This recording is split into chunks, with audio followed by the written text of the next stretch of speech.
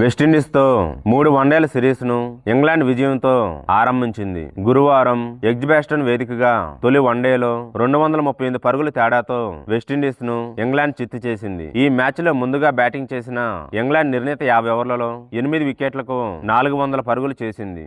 వీడియోను చూసే ముందు చిన్న రిక్వెస్ట్ అండి, వీడియోను లైక్ చేసి మీ సపోర్ట్ ని తెలియజేయండి. మొదటిసారి మన ఛానల్ ను చూస్తున్నట్లయితే సబ్స్క్రైబ్ చేసుకుని పక్కనే ఉన్న బెల్ ఐకాన్ ని ఆన్ చేసుకోండి. Ben Duckett 60, Joe Root 57, Harry Brook 58, Jacob Bethell 82 half సెంచరీలతో రాణించగా జెమీ స్మిత్ 37, విల్ జాక్స్ 39 మెరుపిన్నింగ్స్ లాడారు. విండీస్ బౌలర్లలో జైడెన్ సిల్స్ 4 వికెట్లు సాధించగా అల్జారీ జోసెఫ్, జస్టిన్ గ్రీవ్స్ 2 వికెట్లు పడగొట్టారు. అనంతరం భారీ లక్ష్య ఛేదనలో కరీబియన్ జట్టు కేవలం 162 పరుగులకే కుప్పకూలింది. ఈ మ్యాచ్ లో ఇంగ్లాండ్ క్రికెట్ జట్టు ఓ అరుదైన రికార్డును తమ పేరిట లిఖించుకుంది. ఒక్క ప్లేయర్ కూడా సెంచరీ చేయకుండా వన్డేల్లో అత్యధిక స్కోరును నమోదు చేసిన తొలి జట్టుగా ఇంగ్లాండ్ రికార్డుకెక్కింది. ఇంగ్లాండ్ ఇన్నింగ్స్ లో ఏ ఒక్క బ్యాటర్ సెంచరీ చేయనప్పటికీ టీమ్ స్కోర్ మాత్రం 400 పరుగుల మార్కును అందుకుంది. ఇప్పటి వరకు ఈ రికార్డు దక్షిణాఫ్రికా పేరిట ఉండేది. 2007లో పాకిస్తాన్ తో జరిగిన వన్డే మ్యాచ్ లో ఏ ఒక్క ప్లేయర్ కూడా